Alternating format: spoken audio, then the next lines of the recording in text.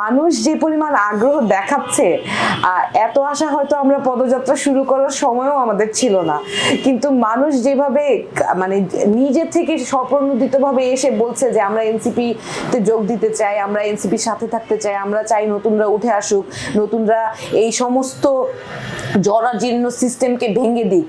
একজন কৃষক থেকে শুরু করে একজন সাধারণ মা যিনি হয়তো ঘর থেকে বিশেষ প্রয়োজন ছাড়া বা চিকিৎসার প্রয়োজন ছাড়া বেরও হন না, উনিও যে রাজনৈতিকভাবে এত সচেতন, এইটা আসলে আমরা পদযাত্রা এইভাবে মানুষের দুয়ারে না গেলে কোনোদিনই বুঝতে পারতাম না। সুতরাং তারা যে আগ্রহ দেখাচ্ছে, যে ভালোবাসা দিচ্ছে, আমাদের আশার যেই স্কেলটা সেটা আসলে যা আগে ছিল তার চেয়ে অনেক অনেক বেড়ে যাচ্ছে। আশা করি মানুষ যেভাবে রাজনৈতিকভাবে সচেতন আমরা যেটা দেখতে পাচ্ছি সেইটার রিফ্লেকশন যদি হয়, তাহলে এনসিপি একটা কঠিন প্রতিদ্বন্দ্বিতা করতে যাচ্ছে অন্যান্য বিদ্যমান রাজনৈতিক দলের সাথে।